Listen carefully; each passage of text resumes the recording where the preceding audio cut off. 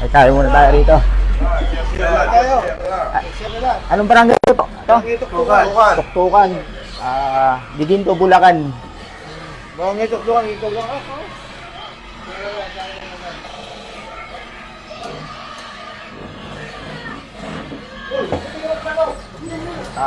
Grabe, sakit ang ako.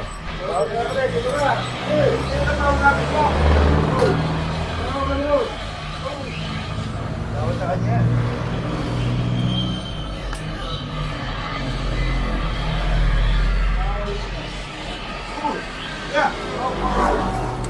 Lobo.